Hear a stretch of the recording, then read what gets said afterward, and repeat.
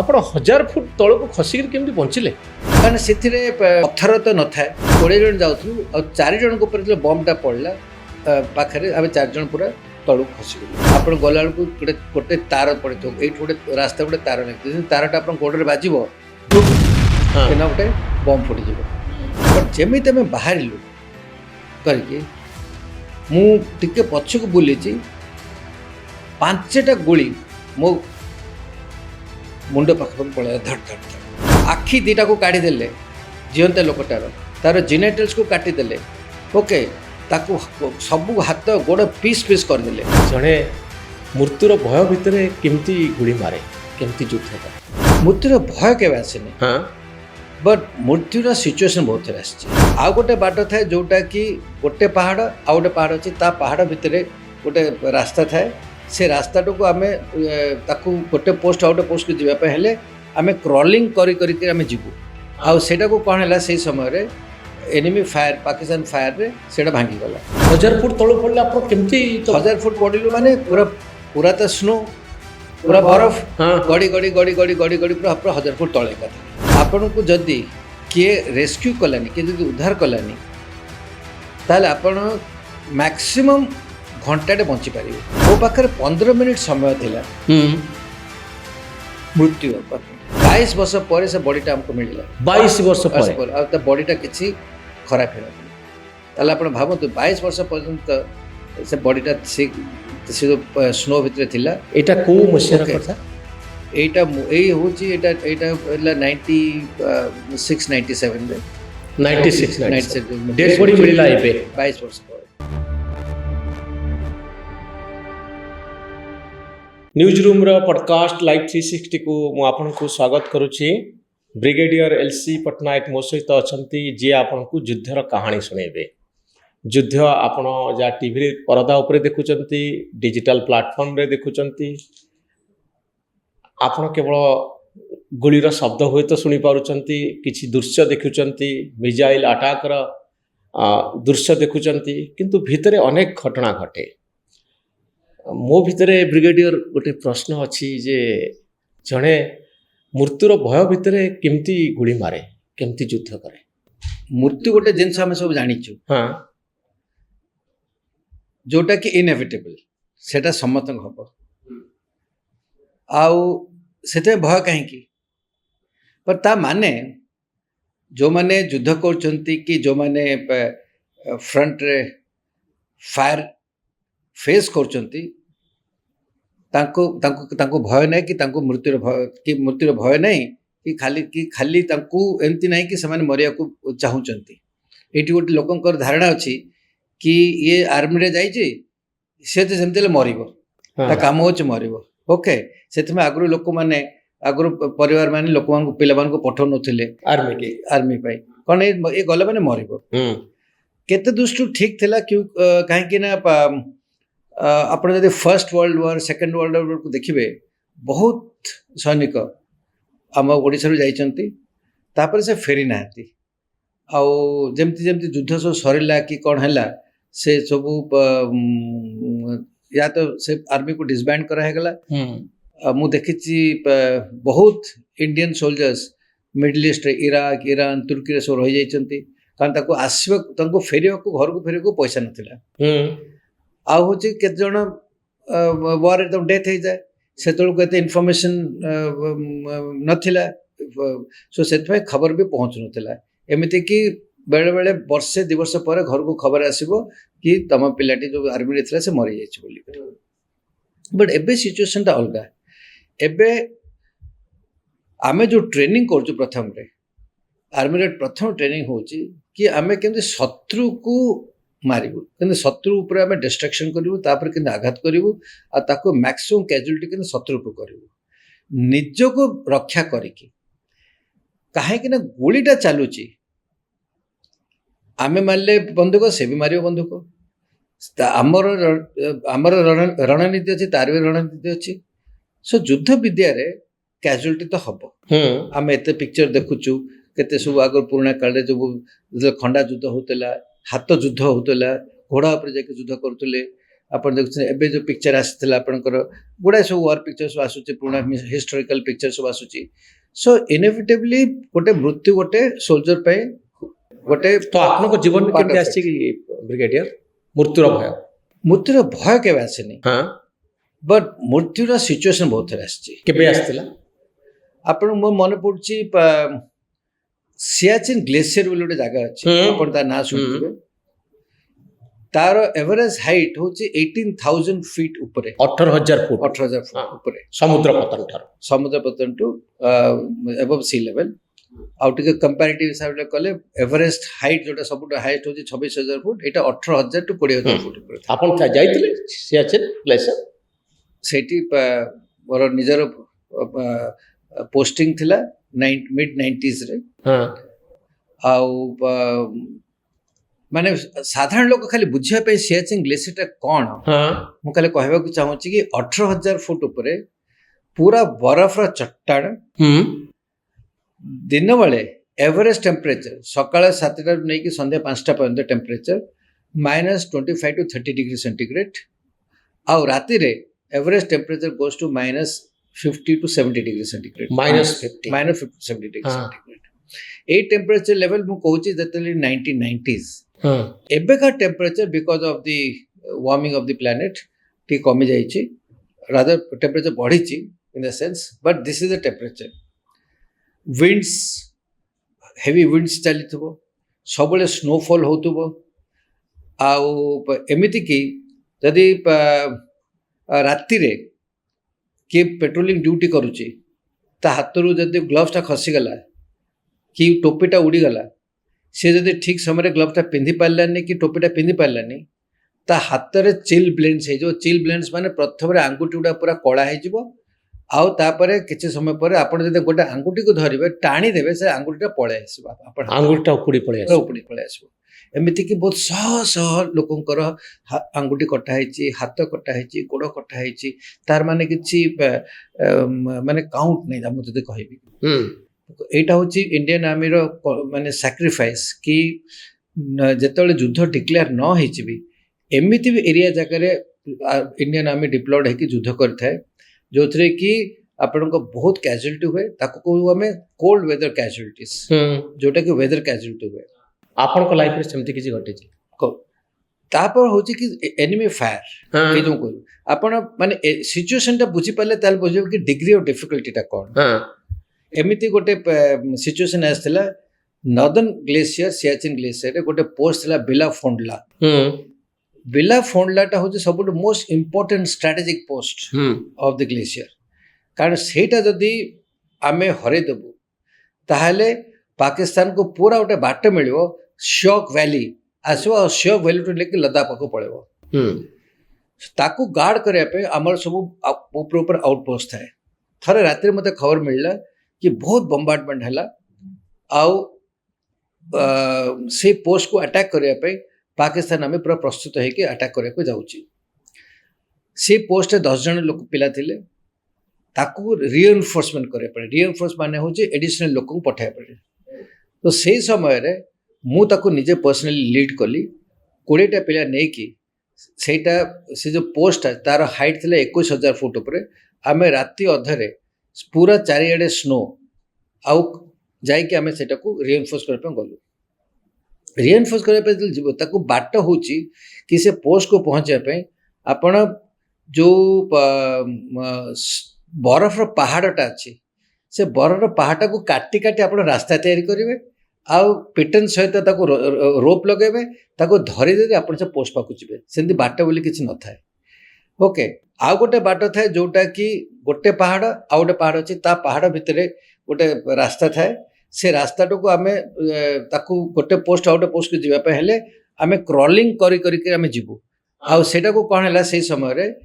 Enemy fire Pakistan ଫାୟାରରେ ସେଇଟା ଭାଙ୍ଗିଗଲା ତ ଆମେ ଭାବିଲୁ କି ନିଶ୍ଚୟ ଆମ ପୋଷ୍ଟଟା ପଳେଇବ ଆଉ ମୋତେ ତାକୁ ରେସ୍କ୍ୟୁ କରିବାକୁ ପଡ଼ିବ ସୋ ଆମେ ଟିମ୍ ନେଇକି ଗଲୁ ଆଉ ସକାଳ ଆମେ ରାତି ସମୟ ମୋର ମନେ ଅଛି ହେଇଥିବା 8ଟା 9ଟା ବେଳକୁ ଆମେ ତାକୁ ପାହାଡ଼ କାଟି ପହଞ୍ଚିଲୁ ବଟ୍ ପହଞ୍ଚିବାର ଆଉ ବୋଧେ 100 ମିଟର୍ସ କି 200 ମିଟର୍ସ ଖଣ୍ଡେ ଅଛି गोटे पाकिस्तान गोटे बम आसिला आउ से पहाड़ जो क्रेस्ट अच्छी गोटे पहाड़ पड़ला ता द्वारा कहला पूरा बरफटा पूरा धसीगला ओके आउ आमे 3-4 जन पूरा एकाथरे तलू नियरली मोर देन 1000 फीट आमे पूरा तलू खसीगलु एकाथरे 1000 फुट तळକୁ 1000 फुट तलू पड़गलु आमे ओके बट आम साइड एनिमी साइड नहीं 1000 फुट तळକୁ पड़ले आपण केमती 1000 फुट पड़िलु माने पूरा पूरा तो स्नो पूरा बरफ गड़ी गड़ी गड़ी गड़ी गड़ी गड़ी पूरा पूरा 1000 फुट तले एकाथरे एटा होची राती कम से अप्रोक्सीमेटली 12 o'clock टू 1 o'clock भितरे राति 12टा गोटे भितरे ना से समय रे आपण को जदी किए रेस्क्यू कलानी किए जदी उद्धार कलानी ताले आपण मैक्सिमम घंटाटे बंची पारिबे काहे कि ना गोटे डिजीज अछि कॉल्ड हाइपोथर्मिया आपण जदी कोल्ड सहित एक्सपोज के रह गले चला बेले न कले आ सब आपण ग्लव्स हाथ खसी जाइछि आपण एक्सपोज के जदी बरफ भितर रह गले आपण घंटाटे भितर हाइपोथर्मिया द्वारा आपण मर जिवे पर से समय रे आपण को रेस्क्यू के करबो आसीबो पड़िबो कारण रेस्क्यू करिया पय आपण बेस रु आसे पे लोकन को मिनिमम 45 मिनिट्स टू घंटाटे दरकार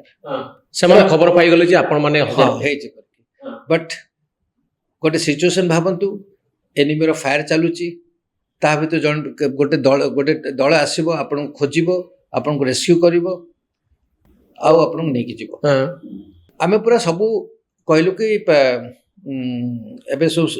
सरी गला एबे हमको कोई रेस्क्यू करि परिबो कारण एनिमीर बहुत पाकिस्तान बहुत गोलाबारी चलुची और रेस्क्यू करिया पे से समय रे आम पाखे स्नो स्कूटर थाए कारण चलिकी आस पारिबनी के स्नो स्कूटर पर यूज करिया पहले स्नो स्कूटर टा आवाज करिवो और रात ताकू टार्गेट कर ताकू गोली मारबे मो मन अछि मोर गोटे हाविलदार थिला ता ना होचे सीताराम इंगोले सी कहला कि मु जेमितेले जीबी आ मो सार को बंचे के आनिबी ओके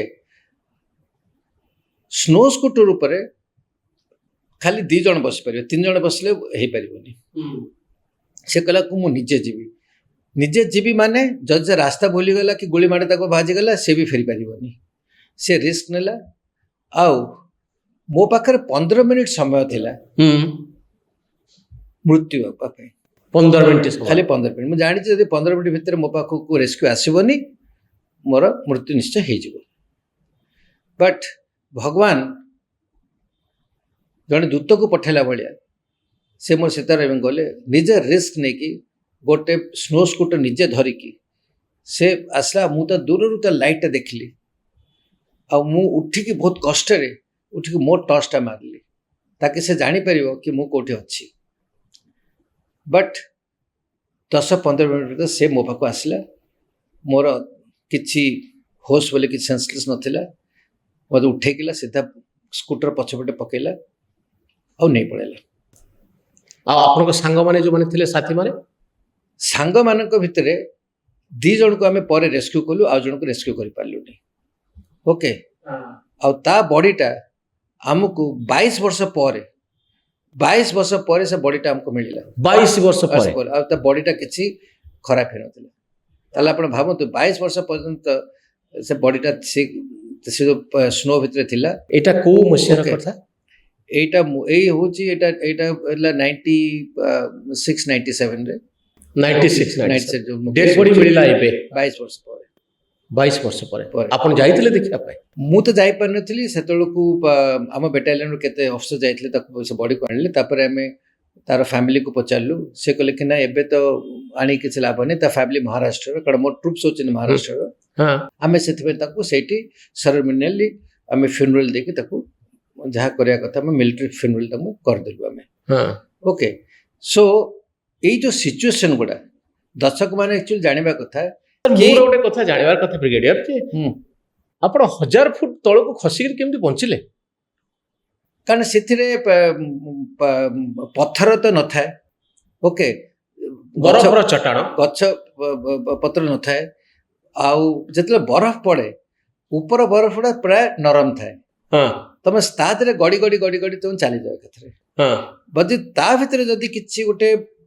बड़ पत्थर सहित कौन सहित मुंडा आघात हो जाता ତାହେଲେ ତ ଅନ୍ ଦ ସ୍ପଟ୍ ଡେଥ୍ ହେଇଥାନ୍ତା। ଆପଣ କେତେ ଜଣ ଥିଲେ ସେ ରାତିରେ? ସେଦିନ ଆମେ 20 ଜଣ ଯାଉଥିଲୁ ଆଉ 4 ଜଣଙ୍କ ଉପରେ ଯେତେବେଳେ ବମ୍ବଟା ପଡ଼ିଲା ପାଖରେ ଆମେ 4 ଜଣ ପୁରା ତଳକୁ ଖସିଗଲୁ। ତଳକୁ ଖସିଗଲେ। ହଁ। ହଁ। ଇଏ ଗୋଟେ ବହୁତ ବଡ଼ ଅଭିଜ୍ଞତା ହିଁ ଆଉ 14-15 ଜଣ ସେମାନେ ପହଞ୍ଚିଲେ ଆଉ ରାତାରାତି ଯାଇକି ସେ ପୋଷ୍ଟକୁ ଅକୁପାଏ କଲେ, ଓକେ, ରିଏନଫୋର୍ସ କଲେ, ଯାହାଦ୍ୱାରା କି ପାକିସ୍ତାନ ସେଇ ଯେଉଁ ଆଟାକ୍ କରୁଥିଲା ସେ ଆଟାକ୍ଟା ବିଫଳ ହେଲା। ହଁ। ଆପଣଙ୍କର ଆଉ କ'ଣ ସବୁ ଅଭିଜ୍ଞତା ରହିଛି ବ୍ରିଗେଡିୟର? ଆପଣ ପଚାରିଲେ ଡେଥ୍ ପାଇଁ, ସେଟା ମୁଁ ତ ଆପଣ ଡେଥ୍ କହିଲି। ଆଉ ବହୁତ ଜାଗାରେ ଏମିତି ହେଇଛି ଯେତେବେଳେ କି ଆମେ କ୍ଲୋଜ ଏନକାଉଣ୍ଟର କରୁ, ସ୍ପେଶିଆଲି କାଉଣ୍ଟର ଇନସର୍ଜେନ୍ସି ସମୟରେ ଆଉ ଆଣ୍ଟି ଟେରରିଷ୍ଟ ଅପରେସନ ସମୟରେ। ଗୋଟେ ଆଉ ଗୋଟେ ସିଚୁଏସନ ମନେ ପଡୁଛି କି ଜମ୍ମୁ କାଶ୍ମୀର ଡୋଡା ଡିଷ୍ଟ୍ରିକ୍ଟରେ ଗୋଟେ ଗାଁ ଥିଲା, ତା ନାଁ ହଉଛି ଫାକ୍ସୁ। ତାକୁ କୁହାଯାଉଥିଲା ମିନି ଇସଲାମାବାଦ। ତା ଆଗରୁ ଯେତେବେଳେ ଆର୍ମି କିମ୍ବା ପାରାମିଲିଟାରୀ ଫୋର୍ସ ଅପରେସନ ସେ ଗାଁ ଉପରେ ହେଇଛି, ବହୁତ କ୍ୟାଜୁଆଲିଟିଜ ହେଇଛି। ଏମିତିକି କେତେ ଅଫିସର୍ସ ବି ଆଗରୁ ଆର୍ମି ଅଫିସର୍ସ ସେ ତାଙ୍କର ପ୍ରାଣ ହରାଇଛନ୍ତି। ମୁଁ ଜାଣିଛି, ମୋ ବହୁତ ପ୍ରିୟ ସାଙ୍ଗ ସେ ଥିଲେ, ସେଠି ବି ପ୍ରାଣ ହରାଇଛି। ସୋ ମୋ ବାଟାଲିୟନ ଏରିଆ ଭିତରେ ସେଇଟା ରେସ୍ପନ୍ସିବିଲିଟି ଥିଲା। ସୋ ମୋତେ କୁହାହେଲା କି ଏଇଟାକୁ ଯେମିତି ହେଲେ ଆପଣ ଏଟାକୁ ଭାଙ୍ଗିବାକୁ ପଡ଼ିବ। ସୋ ତା ପାଇଁ ବହୁତ ପ୍ଲାନିଂ ହେଲା, ସବୁ ହେଲା। ଅଲ୍ଟିମେଟଲି ଫାଇନାଲି ଆମେ ଯେତେବେଳେ ତାକୁ ଆଟାକ୍ କଲା ପରେ ଆମେ ଜାଣିଲୁ କି ଗୋଟେ ଘର ଭିତରେ 5 ନା 6 ଜଣ ଖଣ୍ଡେ ମିଲିଟାଣ୍ଟସ୍ ଅଛନ୍ତି। ତାକୁ ଆମେ ଡେଷ୍ଟ୍ରୟ କରିବା ପାଇଁ ଆମର ଗୋଟେ ଥାଏ ରକେଟ୍ ଲଞ୍ଚର, ଯୋଉଟାକି ଆମେ ଟ୍ୟାଙ୍କ ଉଡ଼େଇବା ପାଇଁ ଆମେ ରଖୁ। ତାକୁ କହନ୍ତି 84mm rocket launcher Carl Gustaf, ସ୍ୱିଡେନର ଗୋଟେ ୱେପନ୍ ସିଷ୍ଟମ, ବହୁତ ଫାୟାର ପାୱାର ତାର ଭଲ। ତାକୁ ଆମେ ଫାୟାର କଲୁ। ଫାୟାର କଲା ପରେ ସେ ବିଲ୍ଡିଂଟା ଧ୍ୱଂସ ହେଇଗଲା ଆଉ ତା ଦେହରେ 3 ଜଣ ମିଲିଟାଣ୍ଟ ଇମିଡ଼ିଏଟଲି ତାଙ୍କର ସେମାନେ ମରିଗଲେ। ଆଉ 2ଟା ଯେଉଁ ଖସି ଯାଇଥିଲେ ସେମାନେ ଯାଇକି ଗୋଟେ ଗଛ ଉପରେ, ଏଇଟା ସବୁ ରାତି ସମୟ ଅପରେସନ, ଦିନ ବେଳେ ନାହିଁ, ଗୋଟେ ଗଛ ଉପରେ ରହିଯାଇଛନ୍ତି। ଆମର ଡ୍ରିଲ୍ ହିସାବରେ ଆମେ ଯେତେବେଳେ ଗୋଟେ ଫାୟାର କରୁ ବିଲ୍ଡିଂ ଉପରେ, ସେଟାକୁ ପୁରା ଡିଷ୍ଟ୍ରକ୍ସନ ହେଲା ପରେ ତାର କେତେ ଡିଷ୍ଟ୍ରକ୍ସନ ହେଇଛି କି ଆଉ କେ ମିଲିଟାଣ୍ଟ ରହିଯାଇଛି ତାର ଗୋଟେ ଡ୍ରିଲ୍ ଆମେ ଯାଇକି ତାକୁ ଦେଖୁ। ବଟ୍ ସେମିତି ନାହିଁ କି ଆମେ ପଶିଯାଉ, ବିକଜ ବେଳେବେଳେ ଯେତେବେଳେ ମିଲିଟାଣ୍ଟସ୍ ମରିଯାଆନ୍ତି କି କିଛି ଇଞ୍ଜରି ହେଇଥାନ୍ତି, ସେମାନେ ସେ ଘରକୁ ଆସିବା ପାଇଁ ସାମ୍ନାରେ ସେମାନେ ଆଇଇଡି ଲଗେଇଦେବେ। ଆଇଇଡି ମାନେ ଯୋଉଟା କି ଇମ୍ପ୍ରୋଭାଇଜ ଏକ୍ସପ୍ଲୋଜିଭ ଡିଭାଇସ୍। ଆପଣ ଗଲାବେଳକୁ ଗୋଟେ ତାର ପଡ଼ିଥିବ, ଏଇଠୁ ଗୋଟେ ରାସ୍ତା ଗୋଟେ ତାର ଲାଗିଥିବ, ତାରଟା ଆପଣ ଗୋଡ଼ରେ ବାଜିବ, କିନା ଗୋଟେ ବମ୍ ଫୁଟିଯିବ, ଓକେ, କିମ୍ବା ଆପଣ ପହଞ୍ଚିଲା ବେଳକୁ ଗୋଟେ ଗ୍ରେନେଡ୍ ବ୍ଲାଷ୍ଟ ହେଇଯିବ କି ଗୋଟେ ଏକ୍ସପ୍ଲୋଜିଭ ହେଇଯିବ। ସେମାନେ ଜାଣନ୍ତି କି ମାନେ ଆର୍ମି ୟା ପରେ ଆସିବ, ସବୁ ଖୋଜାଖୋଜି କରି ଦେଖାଦେଖି କରିବ। ଆମେ ସେମିତି ଗଲୁ, ସବୁ ଡ୍ରିଲ୍ ହିସାବରେ କଲୁ, ବଟ୍ ତା ଭିତରେ କିଛି ନଥିଲା। ବଟ୍ ଯେମିତି ଆମେ ବାହାରିଲୁ କରିକି, ମୁଁ ଟିକେ ପଛକୁ ବୁଲିଛି, 5ଟା ଗୁଳି ମୋ ମୁଣ୍ଡ ପାଖାପାଖି ପଳେଇଲା, ଧଡ଼ ଧଡ଼ ଧଡ଼। ସେ ଯେଉଁ ମିଲିଟାଣ୍ଟ ଯାଇଥିଲା, ଲୁଚିଥିଲା ଗଛ ଉପରେ, ସେ ତାର ଇମିଡ଼ିଏଟଲି ଫାୟାର କଲା। ଆଉ ଲକିଲି, କାରଣ ରାତି ସମୟଟା ସେ ବି ଭଲକି ଦେଖିପାରିନି, ବଟ୍ ଗୁଳିଟା ବହୁତ, ମାନେ ମୁଁ କହିବାକୁ ଯଦି ଆପଣ କହିବେ ଡିଷ୍ଟାନ୍ସ ହିସାବରେ may be may not be more than 1 feet also, okay, but ସେଇଟା ଥରେ ଯଦି ବାଜିଥାନ୍ତା, କାରଣ ତାର ଲେଭେଲ ଥିଲା ମୋ ମୁଣ୍ଡ ପାଖାପାଖି ସବୁ। ହେଲମେଟ୍ ଆମେ ପିନ୍ଧୁ, ବଟ୍ ପୁରା ଆମେ ସେଇଟା ଗୁଳିର 5ଟା ଗୁଳି ମାନେ ଆପଣ ବଞ୍ଚିବାଟା ବହୁତ ମୁସ୍କିଲ ହେଇଥାନ୍ତା। ତ ସେଇଟା ଗୋଟେ ଭାରି କ୍ଲୋଜ ସେଭ୍ ଥିଲା କି ଅପରେସନ କଲା ପରେ ଇମିଡ଼ିଏଟଲି ଯେଉଁ ଟେରରିଷ୍ଟ ମିଲିଟାଣ୍ଟଙ୍କର ଯେଉଁ କାଉଣ୍ଟର ଆକ୍ସନ ରହେ, ଓକେ, ସେଟାକୁ ବହୁତ ମାନେ ଡିଫିକଲ୍ଟ ଟୁ ପ୍ରେଡିକ୍ଟ। ସେମାନେ କେଉଁ ଗଛରେ ଲୁଚିଯିବେ, କେଉଁ ପଥର ପଛ ଲୁଚିଯିବେ, ଆଉ କ'ଣ କରିବେ ଆମେ ଜଣାପଡ଼େନି। କାରଣ ସେମାନେ ଜାଣିଛନ୍ତି କି ମରିବେ, ତାଙ୍କ ମରିଗଲେ ସେମାନେ ଭାବନ୍ତି ସେମାନେ ପଳେଇବେ, ଜନ୍ନତକୁ ପଳେଇବେ, ହଁ, ତାଙ୍କୁ ଆଲ୍ଲାହ ମିଳିଯିବେ, ଓକେ। ଆଉ ଯାହା ବି ହେଲେ ତାଙ୍କୁ ପାକିସ୍ତାନର ଗୋଟେ ସିଷ୍ଟମ ଅଛି କି ତାଙ୍କର ପରିବାରକୁ ସେମାନେ ଦେଖଭାଲ କରିବେ, ତାଙ୍କୁ ବହୁତ ପଇସା ମିଳେ।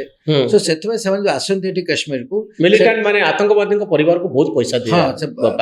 ବହୁତ ପଇସା দিয়ে ଦେଖଭାଲ କରନ୍ତି। ସେମାନେ କହନ୍ତି ଠିକ ଅଛି, ମୋ ପରିବାରକୁ ଦେଖଭାଲ ହେଇଯାଉଛି, ପଇସା ପତ୍ର ମିଳିଯାଉଛି, ଓକେ, ଆମେ ଏଠି ବସିକି ଜେହାଦ କରିବୁ।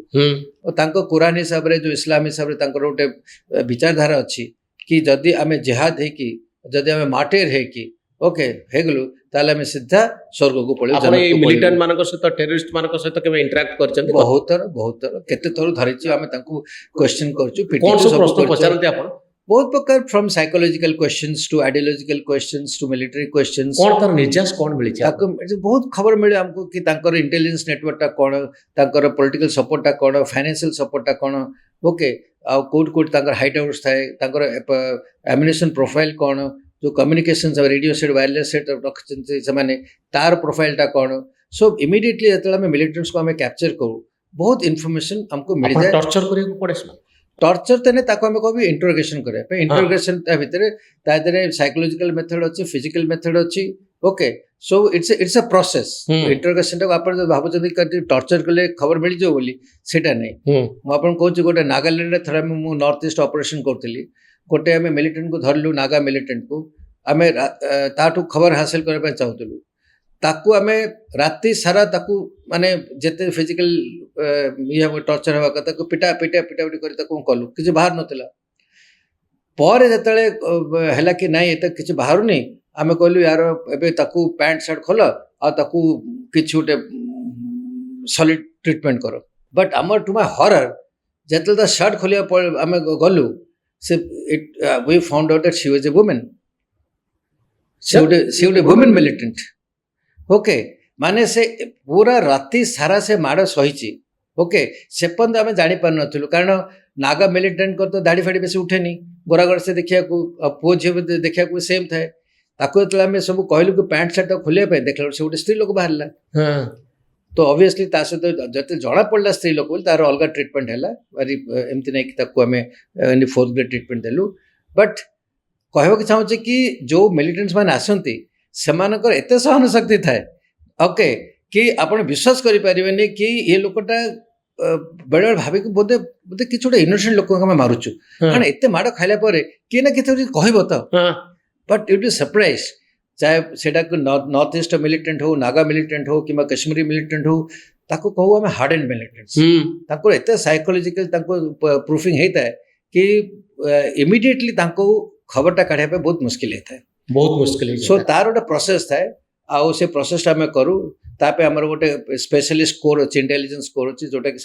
हैंड ओवर करूँ नहले से जॉइंट इंटेलिजेंस कमिटी को जाती जो कि पुलिस था इंटेलिजेंस ब्यूरो लोक था आम आर्मी लोक था सब मिसिकी करा जाए से गोटे प्रोसेस थाए और नहले फाइनाली आम सिविल एडमिनिस्ट्रेशन हैंड ओवर करूँ तांकर गोटे निज प्रोसेस को काढ़ा तो गोली मारिक बेले बेले आतंकवादी मान को मार दिया जाए कि ना जदि आम देखू कि सी बेसी वायलेंट होके बहुत बट जदि आम किसी मिलिटेंट को धरीचु ओके और वेपन्स ना ओके और सी गोटे वेपन माने से निरीह हो तार आम मारूनु ओके बिकॉज गोटे ह्यूमानिस्टिक अच्छे आम इंडियन आर्मी गोटे ह्यूमानिस्टिक अप्रोच रे रहे so we treat militants also as human beings also आपण मिलिटेंट मान को ह्यूमन बीइंग बोली भाबंती ऑब्वियसली माने ह्यूमन बीइंग समस्तंकर गोटे ह्यूमन एटीट्यूड गोटे ह्यूमन सोच आपण कोन भाबंती नै जे गोटे मनुष्य दर एटा बाजिया मारिया पे मु जाउची ने सेटा तो फीलिंग्स कोन से फीलिंग ता तो कारण जेटा तो युद्धर फीलिंग ना आपण जो गेम खेलुचंती ओके आपण फुटबॉल गेम खेलुचंती दीटा टीम ऊपर बहुत अपोजिशन अछि सो अपोजिशन को आपण से समय भाबंती कि से तो मु ताको केमते ले छाड़ीबिनी ताको धक्का मारिबी ताको मारिबी पिटिबी जेंतेले मु जितिबी तार गोटे अलग स्पिरिट थाए से समय बट खेल सरी गला पर से तमे संग जाउ से किंतु ये खेल होची मृत्युर खेल एटा होची मृत्युर खेल बट मृत्यु खेल सहित कि आमे ह्यूमनिस्टिक टचटा स्पेशली इंडियन आर्मी पाकिस्तान पर ह्यूमनिस्टिक टच थाए कि ना तांको टे कम थाए कारण जहाँ भी आमे जहाँ एग्जांपल आमे सब देखिछु from the point of view specially in Kargil अपन मन थे there was a officer called captain Saurabh Kalia Jat regiment थिला से कारगिल रो बिगिनिंग समय रे तार गोटे पेट्रोल लेके जाउतला आ से पेट्रोलटा तांकर पाकिस्तान टेरिटरी पसी गला और पाकिस्तानी फोर्सेस ताकू से पूरा पेट्रोल माने गोटे officer with about 8 to 10 more jawans से माने एरिया टाकू रिकॉग्निशंस करे को जाउथिले देखादी करे पे जाउथिले से पाकिस्तान वाले ताकू धर देले आउ नॉर्मली एमती हुए आउ कथबार्ता है कि सब एक्सचेंज हो जाए से पेट्रोल को पठे तांकर भी लोक को हम धर दो छाड़ी दो बट सेटा होतला प्री कारगिल समय कारगिल युद्ध आरंभ होई नथिला आ तांकर प्लान से भाविले कि बोधे इंडियन आर्मी रो ए लोक मैंने आम प्लान फ्लान सब जानीदेले कि जापर पड़े कि आम छाड़वानी न छाड़े अलग कथा बहुत लोग एमती अच्छा एपर्यंत पाकिस्तानी जेल रे अच्छा जो मैंने कि एपर्यंत पाकिस्तान छाड़ीनी 15 वर्ष होगा 20 वर्ष होगा 25 वर्ष होगा मु निजे मो मन अच्छे यंग ऑफिसर चाइनीज टेरिटरी पशि जाइए हाँ सेटा हुए कारण मैप्स गुड़ा के मार्किंग हुए ठीक हुए आम जना पड़े आम भावतु कि मैपटा ये आम लाइन ऑफ कंट्रोल एपटे जाऊँगी कि इंटरनेशनल बॉर्डर एपटे जाऊँगी बट ऑन ग्राउंड तो हो पार ना आप भावतु 18-20 फुट उपरे जंगल अच्छी पहाड़ अच्छी बड़ बड़ सब आइस क्लिफ अच्छी तो केमिति आपण सीमा निर्धारण करिवे सीमा राति समयटा बेले बेले एपट सेपट हो जाए तो आपण चाइना सीमा को पसगला पर कोन पसला पर बट समान हमको गुड़ाए समय ऑब्जर्व करते बट मन अच्छी कारण थर धरा पड़े चाइनीज वाले पूरा प्राय फेरांती से पूरा दिन सारा आम को लाइट डोगो पूरा गोटे लाइट डोगो करके रहिलु किसी डाउट है माने से दिन आम ना तो पानी पीचु ना तो किसी कुआडे जाइचु कि आम नित्यकर्म करने से पूरा होल डे आम ताकू पूरा लाइट डोगो करके बैक क्रॉलिंग करी राति सारा आम फेरी आसचु ओके बट एमती सब आमको ताकू कहते टैक्टिकल विड्रॉल जोटा कि आम करूँ से दरकार पड़ता आम फायरिंग करके विड्रॉ करते सेमती किसी नहीं बट पेट्रोलिंग जो होती बॉर्डर पेट्रोलिंग होती बेले पेट्रोल पड़े आम पेट्रोल पड़े आमती हुए through humanity humanistic approach usually सब एक्सचेंज हो जाए बट आप सौरभ कालिया कथा कहते कैप्टेन सौरभ कालिया ता सहित से जो माने इन ह्यूमन ट्रीटमेंट करते सेटा आपण कहले भी आपण रात्रि निश्चय आज खाई पारिबेनी तार आखि दीटा को काढ़ी देथिले आखि दीटा को काढ़ी देले जीवंत लोकटार तार जेनेटल्स को काटी देले ओके ताकू सब हाथ गोड़ पीस पीस कर देले आ पूरा 11 जन को गोटे ऑफिसर 10 जन कर पूरा सेमती हालत कर समान ताकू पठे देछंती माने एटा कोन कहउचंती आपण किछि गोटे ह्यूमैनिस्टिक अप्रोच से मैं कहली कि Pakistan army humanistic approach okay Manish पड़िया नहीं तो ब्रिगेडियर आपण केबे गोली मारिचंती का मारिचंती आमे पूरा आमे इन्फेंट्री लोक आम काम वाला गोली मारिया मारिचंती का बहुत लोग मारिची हमें मिलिटेंट्स को आमे फायर करछु मिलिटेंट्स को निजे मारिची हां आपण भीतर किछि रिग्रेट आसेले एटा मनीष को मारले जदी आपण न मारले से तो आपण मार दबो रिग्रेट एथर किछि नहीं तो जदी आपण न मारिबे से आपण मार दबो it's a question of fraction of time अब एनकाउंटर जत हुए आम को एनकाउंटर माने ऑल ऑफ अ सडन पळे आसला गोटे टार्गेट पळे आसला आपण पेट्रोलिंग कर पे जाउचंती कि बॉर्डर कोचंती गोटे एम्बुश हेगला कि रास्ता सब मिलिटेंट देखा हेगला फायरिंग आरंभ हेगला और से फायरिंग समय जदी आपण इमीडिएटली रिटालिएट करिवेनी फायरिंग करिवेनी से आपण मार दबो सो आपण तो बंदूक फोन धरचंती कोन मारिया पे तो काल तो कल शो पाए नहीं obviously you have to fire and our training अच्छी jawans don't fire we take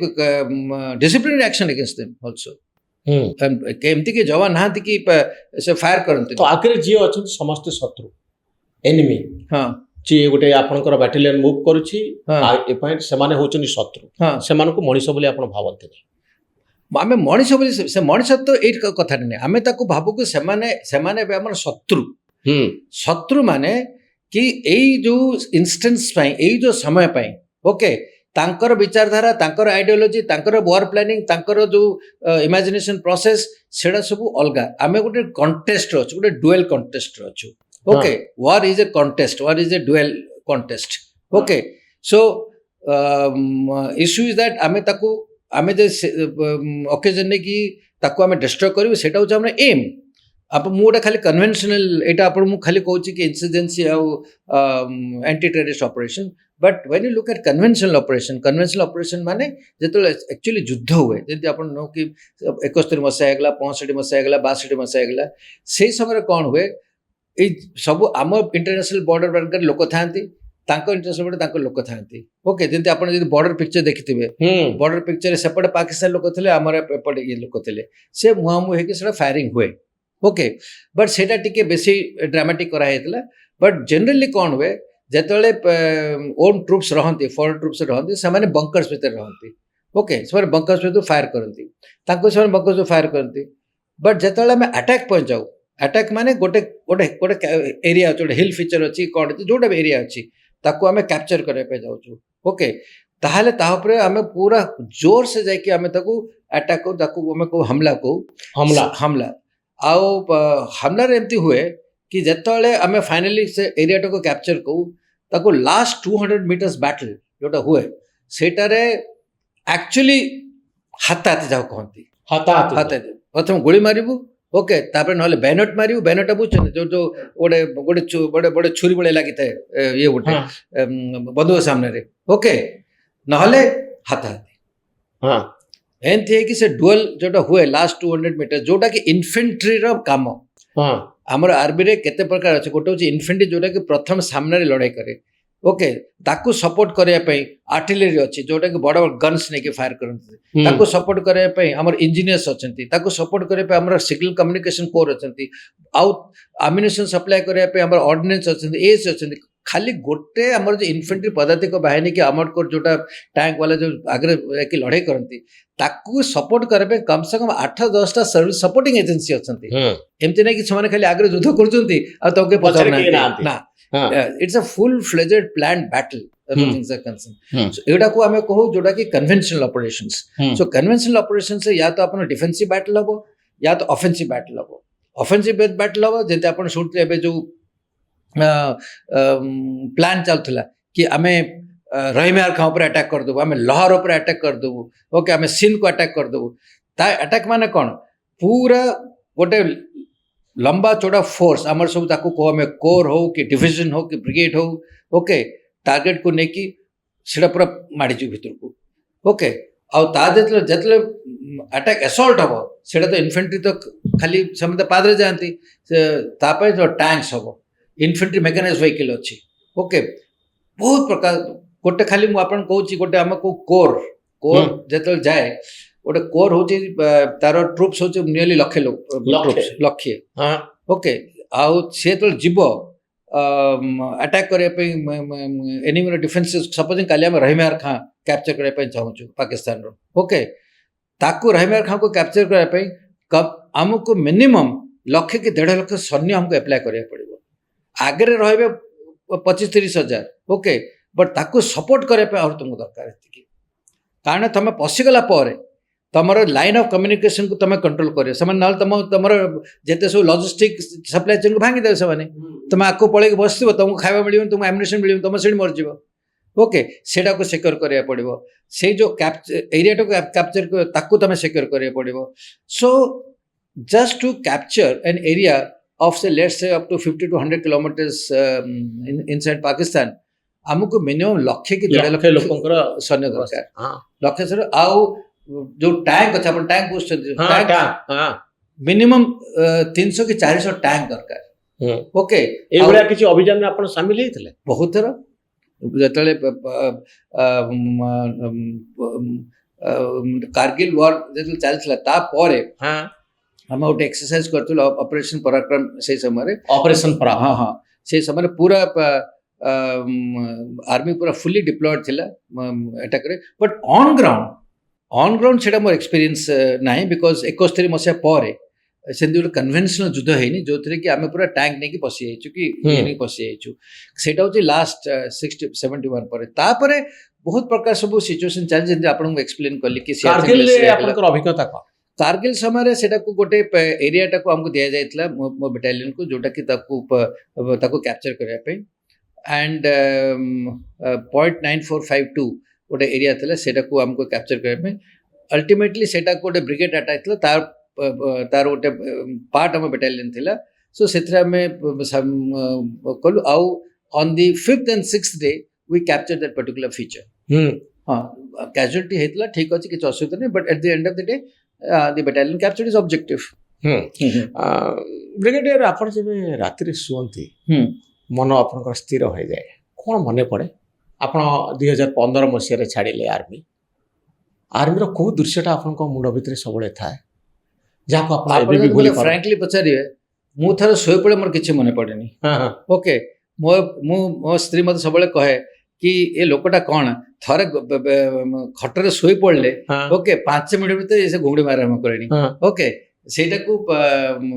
ମୁଁ କିନ୍ତୁ ଯଦି ଭାବୁଛି ଆର୍ମିର ସ୍ମୃତି କଥା ମନେ ପଡେ କୋଉ ଆର୍ମିର ସ୍ମୃତିଟାକୁ ଆପଣଙ୍କ ମନ ଭିତରେ ଏବେ ବି ତା ଜୀବନ୍ତ ହେଇକି ରହିଛି? ମୋର ଯେତେ କମାଣ୍ଡ ଟେନ୍ୟୁର ହେଉଛି ମାନେ ଆର୍ମି ଦେଖ ଗୋଟେ ଏମିତି ସିଷ୍ଟମ କି ଏଜ୍ ଏ କମାଣ୍ଡର ହୁଁ ତମେ ଆରମ୍ଭ ହୁଏ ସେକ୍ସନ କମାଣ୍ଡର ଟୁ, ତାପରେ ଆସେ ପ୍ଲାଟୁନ କମାଣ୍ଡର, ତାପରେ company commander, battalion commander, brigade commander, divisional commander, ଏମିତି ହେଇକି ସବୁ କମାଣ୍ଡର ଥାଏ। ଯେଉଁମାନେ ସିଲେକ୍ଟ ହୁଅନ୍ତି ସବୁ ଏଇ କମାଣ୍ଡର ହେବା ପାଇଁ ତାଙ୍କର ଗୋଟେ ଟଫ୍ ସିଲେକ୍ସନ ହୁଏ। ଆପଣ ରାଙ୍କ ମିଳିଯିବ, ମେଜର ହେଇଯିବେ, ଲେଫ୍ଟନାଣ୍ଟ କର୍ଣ୍ଣେଲ ହେଇଯିବେ, ବ୍ରିଗେଡ କମାଣ୍ଡର, ବ୍ରିଗେଡିୟର ହେଇଯିବେ, ସବୁ ହେଇଯିବେ। ବଟ୍ କ'ଣ ଆପଣଙ୍କୁ କମାଣ୍ଡ କରିବା ପାଇଁ ଆପଣଙ୍କୁ ସୁଯୋଗ ମିଳିଛି, ଆପଣ ସେ ପାଇଁ ସିଲେକ୍ସନ ହେଇଛନ୍ତି କି ନାହିଁ, ହୁଁ ସେଇଟା ତ ବଡ଼ ଇମ୍ପୋର୍ଟାଣ୍ଟ। ତ ଓକେ, ଆପଣ ସେ ସୁଯୋଗ ପାଇଥିଲେ? ସୁଯୋଗ ପାଇଛି କାରଣ ମୁଁ କମାଣ୍ଡର, ଆମର ହେଉଛି ଇନଫେଣ୍ଟ୍ରି ବାଲା ହେଉଛି କମାଣ୍ଡର୍ସ। ହଁ ଓକେ, ସୋ ଆମର ଗୋଟେ ଅଛି ଜେନେରାଲ କାଡର। ଓକେ, ତାକୁ କହନ୍ତି ଖାଲି ଆର୍ମର୍ଡ କୋର୍ ଆଉ ଇନଫେଣ୍ଟ୍ରି ତା ଦେହରେ ଥାନ୍ତି, ମାନେ ସିଲେକ୍ଟ ହୁଅନ୍ତି। ଆଉ ଅନ୍ୟ କୋର୍ ମାନଙ୍କ ଭିତରୁ ଯଦି ଯେଉଁମାନେ ବହୁତ ଭଲ ଅଫିସର ସବୁମାନେ ତାଙ୍କୁ ସେ ଜେନେରାଲ କାଡରକୁ ଅଣାଯାଏ, ଯେଉଁଥିରେ କି ସେମାନେ କମାଣ୍ଡ କରନ୍ତି। ଆପଣଙ୍କର ସେଇ କଥାଟି ମନେ ଅଛି? ମୋର ସବୁବେଳେ କମାଣ୍ଡ କଥା ମନେ ପଡ଼େ, କାହିଁକି ମୋର କମ୍ପାନୀ କମାଣ୍ଡର ହେଲା ସିଆଚେନ୍ ଗ୍ଲେସିୟର, ଯୋଉଟାକି ୱାର୍ଲଡର toughest battle field, highest in the toughest battle field. ମୋର ବଟାଲିୟନ କମାଣ୍ଡର ହେଲା in Kashmir, fighting insurgency in Jammu Kashmir. Okay, ଆଉ ମୋ ବ୍ରିଗେଡ କମାଣ୍ଡ ହେଲା on the line of control in Kashmir। ଆଉ ମୋର ଗୋଟେ ଆଡମିନିଷ୍ଟ୍ରେଟିଭ କମାଣ୍ଡ ରହିଲା ସବ ଏରିଆ, ତାକୁ କହନ୍ତି, ସେଇଟା on the north east। So ମୋର ସବୁ କମାଣ୍ଡର ଭେରି ଚ୍ୟାଲେଞ୍ଜିଂ କମାଣ୍ଡସ୍। ଆଉ ସବୁ କମାଣ୍ଡରେ ମୋର ଗୋଟେ ପ୍ରଥମ ପ୍ରିନ୍ସିପଲ ରହେ କି ମୋର ଜୁନିୟର୍ସ, ମୋର ବଟାଲିୟନ କମାଣ୍ଡର୍ସ କି ମୋ କମ୍ପାନୀ କମାଣ୍ଡର୍ସ କି ମୋର ଅନ୍ୟ କମାଣ୍ଡର୍ସ ମାନେ ଦେ ଆର୍ ଦ ବେଷ୍ଟ, ଆଣ୍ଡ ତାଙ୍କୁ ମୁଁ ପୁରା ଫ୍ରିଡମ୍ ଦିଏ କି ତାଙ୍କୁ କୋଇ ବି ଆକ୍ସନ୍ କରିବା ପାଇଁ। ଆଉ ଲାଷ୍ଟ ମିନିଟ୍ ପର୍ଯ୍ୟନ୍ତ ମୁଁ ସବୁବେଳେ ତାଙ୍କ ହାତ ଧରେ। ଏମିତି ବହୁତ ଥର କେସ୍ ହେଇଛି କି ମୋର ସୁପିରିୟର କମାଣ୍ଡର୍ସ ମାନେ କହିଛନ୍ତି କି ତମେ ଏଇ କମାଣ୍ଡରକୁ ତମେ ସାକ୍ କର, ସେ ଠିକ୍ କାମ କରେନି। ବଟ୍ ମୁଁ ମନା କରିଛି, ମୁଁ କହିଲି ନା, ସେମାନେ ମୋ ଅଣ୍ଡରରେ କାମ କରୁଛନ୍ତି, ଆପଣ ମୋତେ କୁହନ୍ତୁ କ'ଣ ମୋ କାରବାଇ କରିବା କଥା, ତାଙ୍କୁ ସାକ୍ କରିବା କଥା କୁହନ୍ତୁନି। କାରଣ ଗୋଟେ ଯୁଦ୍ଧ ଚାଲିଛି କି ଗୋଟେ ବଟାଲିୟନର ଏକ୍ସଚେଞ୍ଜ ଅଫ୍ ଫାୟାର ଚାଲିଛି, ସେ ଗୋଟେ ବଟାଲିୟନ କମାଣ୍ଡର ଯିଏକି ଗୋଟେ କମାଣ୍ଡିଂ ଅଫିସର ଅଛି, ତା ପାଖେ 1000-1500 ଲୋକ ଅଛନ୍ତି, ତା ପାଖରେ କେତେ ଯେ ଚିନ୍ତା, ଖାଲି ଗୋଟେ ଭୁଲ ହେଇଗଲେ ତାକୁ କ'ଣ ସାକ୍ କରିବ? ଏମିତି କେସ୍ ହେଇଛି। ଇନଫ୍ୟାକ୍ଟ ମୋର ଗୋଟେ ବଟାଲିୟନ କମାଣ୍ଡର ଥିଲା, ତାକୁ ସମସ୍ତେ ମୋର ସୁପିରିୟର୍ସ କହିଲେ କି ଆପଣ ତାକୁ ସାକ୍ କରନ୍ତୁ, କାରଣ ସେ ତା ୟୁନିଟ୍ କିଛି ହେଇଗଲା। ମୁଁ କହିଲି ନା, ମୁଁ ତାକୁ ଆଉ ଗୋଟେ ଚାନ୍ସ ଦେବି। ସେତେବେଳକୁ ମୋ ଉପରେ ସମସ୍ତେ ରାଗିଲେ, କହିଲେ ନା ଇଏ ନେଉନି। ବଟ୍ ମୁଁ ତାକୁ ସେ ବଟାଲିୟନ କମାଣ୍ଡର ଆଉ ଗୋଟେ ଚାନ୍ସ ଦେଲି। ମୁଁ କହିଲି ତୁ ଏଥର ଯଦି ଆଉ କରିପାରିବୁନି, then I will sack you, and he delivered. Brigadier, ତ କୋଉ ସ୍ମୃତିଟା ଜୀବନ୍ତ ହେଇ ରହିଛି ଆପଣଙ୍କ ଭିତରେ? Combat, non combat or outside. ମୋର ଯଦି କହିବେ କି ଦୁଇ ପ୍ରକାର ମୋର ସ୍ମୃତି ଅଛି। ଗୋଟେ ହେଉଛି ମୋର କମାଣ୍ଡ ଟେନ୍ୟୁର, ଯୋଉଟା ଆପଣ କହିଲେ କି ମୋର ସିଆଚିନ୍ର କମାଣ୍ଡ ଟେନ୍ୟୁରଟା, ସେଇଟା ଭାରି ସ୍ମୃତିକି ରହିବ। ଆପଣ କହୁ କହୁ ସେଇଟା ମୋର ମନକୁ ପଳେଇ ଆସିଲେ, ମାନେ ଆପଣ ଭାବିପାରିବେ କି ସେଇଟା ହେଉଛି ମୋର ସବୁଠୁ ବଡ଼ ସ୍ମୃତି ଗୋଟେ। ଆଉ ଗୋଟେ ସ୍ମୃତି ହେଉଛି ମୋର ବ୍ରିଗେଡ କମାଣ୍ଡର ଯେତେବେଳେ ରହିଲି ଲାଇନ୍ ଅଫ୍ କଣ୍ଟ୍ରୋଲରେ। ଓକେ, କାରଣ ସେତେବେଳେ ବହୁତ ଫାୟାରିଂ ହେଉଥିଲା, ମୋ ପାଖେ ବହୁତ ବଡ଼ ଏରିଆ ଥିଲା, ମୋର୍ ଦେନ୍ about 150 kilometres line of control. ଆଉ ଲାଇନ୍ ଅଫ୍ କଣ୍ଟ୍ରୋଲରେ ଆପଣ ଖାଲି ଟିକେ ବୁଝିବା କଥା କି ଇଣ୍ଟରନ୍ୟାସନାଲ ବର୍ଡର ଲାଇନ୍ ଅଫ୍ କଣ୍ଟ୍ରୋଲରେ ଯେତିକି ଡିଫରେନ୍ସ ହେଉଛି କି ଇଣ୍ଟରନ୍ୟାସନାଲ ବର୍ଡର ହେଉଛି ତା ଦେହରେ ବିଏସ୍ଏଫ୍ ଗାର୍ଡ କରନ୍ତି, ଆଉ ସେଇଟାକୁ ଯଦି କିଛି violation then becomes act of war. But line of control ସେମିତି କିଛି ନାହିଁ। ଆପଣ ଯଦି ଗୋଟେ ଖାଲି ଦେଖିବା, ଗୋଟେ ଖାଲି ଯଦି ଗୋଟେ ଏରିଆ ତାକୁ ଦେଖିଲେ ପାକିସ୍ତାନ ଭିତରେ, ତମେ ରାତିରେ ଯାଇକି ତାକୁ କ୍ୟାପଚର କରି ପଳେଇ ଆସିବ। ଆଉ ସେଇଟା ସେମାନେ ଯଦି ତମ ଏରିଆ ଭିତରେ ଦେଖିଲେ, ସେମାନେ ବି କ୍ୟାପଚର କରିପାରିବେ। ଆଉ ଏମିତି ସିଚୁଏସନରେ if there is a loss of territory during a command, then you are finished. Okay, you are this thing casualty. ସେଇ ସମୟରେ ଇନଫିଲ୍ଟ୍ରେସନ୍ ବହୁତ ହୁଏ, ଆଉ ଇନଫିଲ୍ଟ୍ରେସନ୍ ଯଦି ଆପଣ ରଖି ନ ପାରିବେ again that's a big challenge. So ସେଇ ସମୟରେ ଯେଉଁ କମାଣ୍ଡ ହୁଏ, ସେଥିପାଇଁ ଆମ କମାଣ୍ଡ ଟେନ୍ୟୁର ଲମ୍ବା ହୁଏନି। ଓକେ, ମ୍ୟାକ୍ସିମମ୍ ବଟାଲିୟନ କମାଣ୍ଡର 2 ବର୍ଷ ହେବ, 2.5 ବର୍ଷ ହେବ, brigade commander, divisional commander, core commander, ଏଇଟା ସବୁ ବର୍ଷେ 1.5 ବର୍ଷ। କାରଣ ତମେ ତାଠୁ ତମେ ବେଶୀ ତିଷ୍ଠି ପାରିବନି, ଯାହା କହନ୍ତି, ବିକଜ କମାଣ୍ଡ ଇଜ୍ ବହୁତ tense situations. Okay, every time you have to be fully alert. ଆଉ ଯଦି ଆଉ ଗୋଟେ ସ୍ମୃତି କହିପାରିବେ କି ଯଦି ମୋର ଡିପ୍ଲୋମାଟିକ୍ ଏକ୍ସପିରିଏନ୍ସ ଯୋଉଟା ରହିଲା, ମୁଁ ଯେତେବେଳେ ଥିଲି ଡିଫେନ୍ସ ଆଡଭାଇଜର ଗଭର୍ଣ୍ଣମେଣ୍ଟ ଅଫ୍ ଇଣ୍ଡିଆର ଇନ୍ ଏମ୍ବାସି ଅଫ୍ ଇଣ୍ଡିଆ ଇରାନରେ। ଆପଣ ମନେ ଥିବ 2006ରେ we voted against Iran in the IAEA,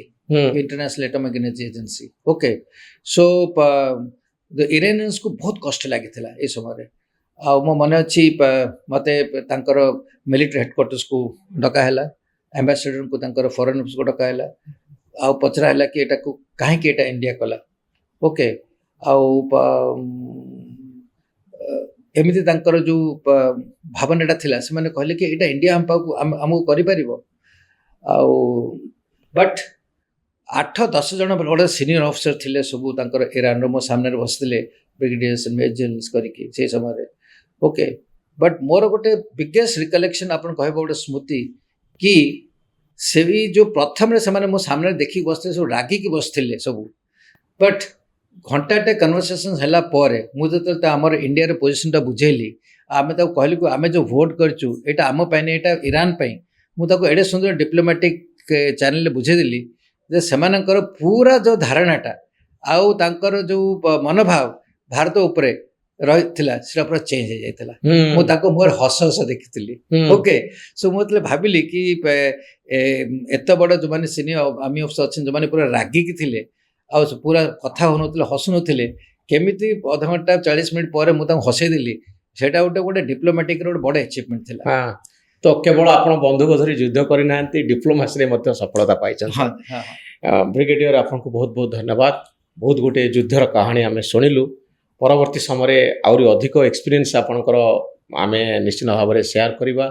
ଆଉ ଲୋକଙ୍କ ସାମ୍ନାରେ ପହଞ୍ଚିବା। ଯେତେବେଳେ ଅପରେସନ୍ ସିନ୍ଦୁରକୁ ନେଇ ଚର୍ଚ୍ଚା ବଢ଼ୁଛି, ମୁଁ ଭାବୁଛି ଆପଣଙ୍କ ଜୀବନର କାହାଣୀ ଆମ ଦର୍ଶକମାନଙ୍କୁ ଅଧିକରୁ ଅଧିକ ଉତ୍ସାହିତ କରିବ ଗୋଟିଏ ଆର୍ମି ପର୍ସନର ଜୀବନକୁ ଜାଣିବା ପାଇଁ। ଆ ଭିତରେ କ'ଣ ସବୁ ଚ୍ୟାଲେଞ୍ଜ ଥାଏ, ଜୀବନକୁ ପାଣି ଛଡ଼େଇ କେମିତି ଲଢ଼ିବାକୁ ହୁଏ, ମୃତ୍ୟୁର ଭୟ ଭିତରେ ମଣିଷ କେମିତି ବନ୍ଧୁକ ମାରୁଥାଏ, ଆଉ ବୀର ଭଳି ଲଢ଼ିବାର କଳା ଆପଣ କେମିତି ଜୀବନରୁ ପାଇଛନ୍ତି, ଶିଖିଛନ୍ତି। ଏସବୁ କାହାଣୀ